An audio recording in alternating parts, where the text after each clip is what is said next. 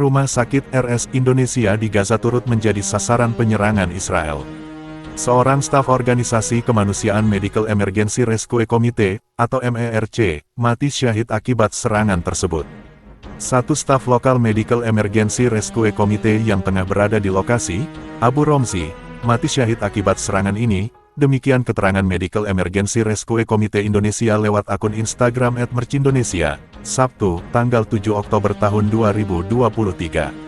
Serangan tersebut merupakan balasan usai kelompok Hamas meluncurkan serangan ribuan roket ke Israel. Kabar terbaru, ada 40 orang tewas dan ratusan orang lain luka setelah Hamas melancarkan serangan ke Israel. Setelah itu, Israel melakukan pembalasan dengan membombardir Gaza lewat serangan udara. Dilaporkan mobil operasional Medical Emergency Rescue Committee ikut terkena sasaran serangan Israel. Serangan tersebut juga menghancurkan mobil operasional Medical Emergency Rescue Committee yang berada di depan Wisma Dr. Jose Rizal Jurnalis, tempat tinggal para relawan, yang berada di Kompleks RS Indonesia, kata Medical Emergency Rescue Committee Indonesia. Medical Emergency Rescue Committee juga mengevakuasi relawan lain ke tempat aman untuk mencegah jatuhnya korban lagi.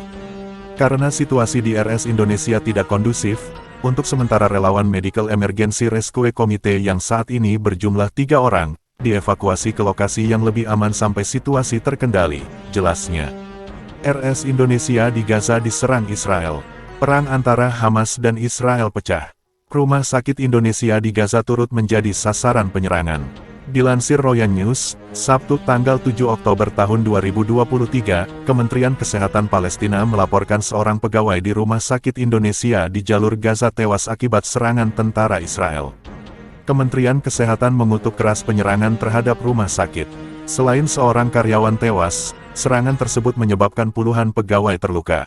40 orang tewas. Sedikitnya 40 orang tewas di Israel dalam serangan yang dilancarkan kelompok Hamas pada hari Sabtu, tanggal 7 Oktober tahun 2023. Korban tewas tersebut dilaporkan setelah kelompok Hamas meluncurkan serangan besar-besaran terhadap Israel pada Sabtu pagi waktu setempat. Layanan medis darurat Magen David Adom (MDA) mengatakan sejauh ini, sedikitnya 40 orang tewas di Israel, baik karena serangan roket maupun karena penembakan yang dilakukan para petempur Hamas di wilayah Israel. Sejak pagi hari, tim MDA memberikan perawatan medis kepada ratusan korban, dan menyatakan 40 orang tewas, kata layanan medis darurat Magen David Adom MDA, dalam sebuah pernyataan, dikutip kantor berita AFP, Sabtu, tanggal 7 Oktober tahun 2023.